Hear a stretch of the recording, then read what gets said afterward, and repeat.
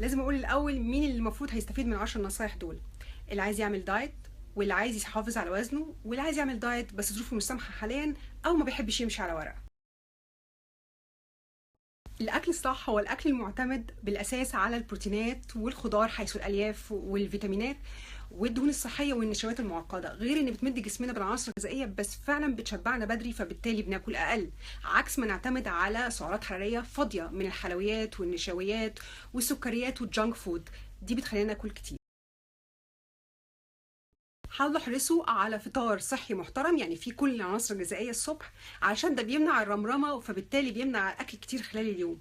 وكمان وجدوا ان معظم الناس اللي بيجي لها حاله نهم بالليل وبتاكل اكل كتير ويبقى في معظم وقت اكل غلط، ما بتكونش بتفطر الصبح او بتجوع نفسها معظم اليوم.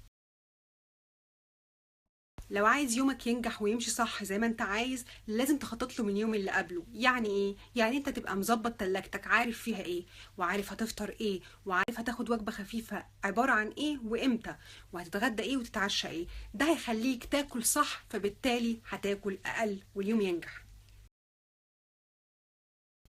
وانت رايح تاكل، وخصوصا لو هتاكل حاجة غلط او حاجة اكتر من اللي انت خطط لها في اليوم، خد ثانية واسأل نفسك: هو انا فعلا جعان، ولا انا ملان او زعلان او بطلع غلي في الاكل او حتى فرحان؟ لو دي كانت الاجابه، ارجوك حل المشكله دي بحاجه تانية غير الاكل، عشان كلنا بنندم بعديها. اللي جعان فعلا بيبقى مش عايز حاجه معينه، عايز ياكل وخلاص، وبيكون فات على اخر وجبه وقت طويل. ازاي الكلام ده؟ الجسم كتير مش بيفرق بين العطش والجوع، فانت بتكون عطشان وفاكر نفسك جعان. اشرب الاول، لو الشعور ده راح يبقى انت خلاص كنت عطشان وشربت، لو لسه موجود يبقى حضر بقى الوجبه اللي بعديها وشوف هتاكل ايه. كلنا لو جوعنا نفسنا اكيد هناكل كتير، وهنا تيجي اهميه السناكس او الوجبات الخفيفه خلال اليوم. لازم تتوزع صح وما تجوعش نفسك، وخصوصا لو في فرق بين الفطار والغدا كبير. يعني لو فاضل لك نص ساعه وتروح البيت، ما تقولش خلاص بقى انا مروح البيت هاكل، لا، وقف دلوقتي وخد سناك، عشان دي هتسد جزء من جوعك، فالوجبه اللي بعديها تكفيك وتاكل قليل. لو بقى حصل ودخلنا على الاكل واحنا جعانين، يبقى لازم نسد جوعنا صح الاول. يعني نبدا بطبق سلطه محترم كبير، وبعديها الخضار السوتيه او الخضار المطبوخ ني في ني، بعديها البروتينات، واخر حاجه النشويات.